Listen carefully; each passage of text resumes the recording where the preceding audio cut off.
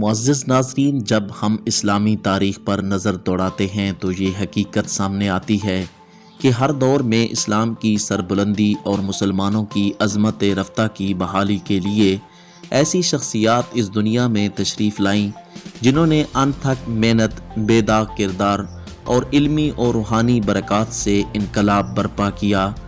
وہ اپنی ذات میں ایک انجمن ہوتی ہیں۔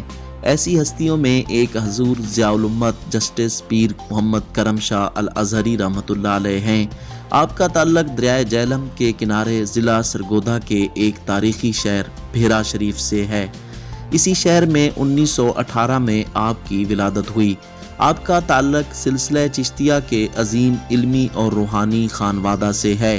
آپ کی روحانی وابستگی آستانہ عالیہ سیال شریف میں خواجہ شمس العارفین کی خانقاہ سے ہے۔ آپ رحمۃ اللہ علیہ نے ابتدائی تعلیم بھیرا میں ہی حاصل کی۔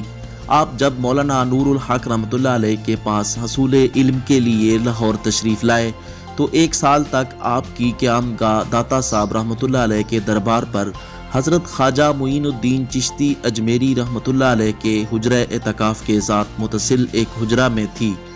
1942 میں دورہ حدیث کے لیے آپ مولانا نعیم الدین رحمۃ اللہ علیہ کے پاس مراد آباد گئے اور 1943 میں آپ واپس آئے اور 1951 تک دارالعلوم محمدیہ غوثیہ میں تدریس کے فریض سر انجام دیے۔ 1951 سے 1954 تک آپ دنیا کی قدیم ترین یونیورسٹی جامعۃ الازہر مصر میں اعلیٰ تعلیم کے حصول کے لیے چلے گئے۔ آپ نے 1 رمضان بروز پیر بمطابق 28 فروری 1960 کو قرآن کی تفسیر ضیاء القرآن لکھنے کا آغاز کیا اور بروز پیر 6 اکتوبر 1975 کو 5 جلدوں پر مشتمل یہ تفسیر پایہ تکمیل تک پہنچی۔ ضیاء النبی کے نام سے 7 جلدوں پر مشتمل سیرت النبی صلی اللہ علیہ وآلہ وسلم بھی آپ ہی کا علمی کارنامہ ہے۔ آپ نے ضیاء حرم کے نام سے ماہنامہ مجلہ شروع کیا جو سابقہ نصف صدی سے مستقل شائع ہو رہا ہے۔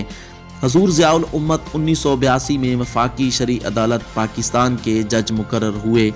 بعد میں سپریم کورٹ آف پاکستان میں اپیلیٹ کورٹ کے جج کے طور پر تا دم وصال 1998 تک فرائض سر انجام دیتے رہے۔ آپ رحمۃ اللہ علیہ کے دور رس نگاہ نے نماز قوم کے طور پر جدید و قدیم علوم پر مشتمل ایک مربوط نظام تعلیم متعارف کرایا۔ آپ کے عظیم کارناموں میں سے ایک دارالعلوم محمدیہ غوثیہ کی وقت، حالات اور ماحول کے مطابق نشاط ثانیہ ہے۔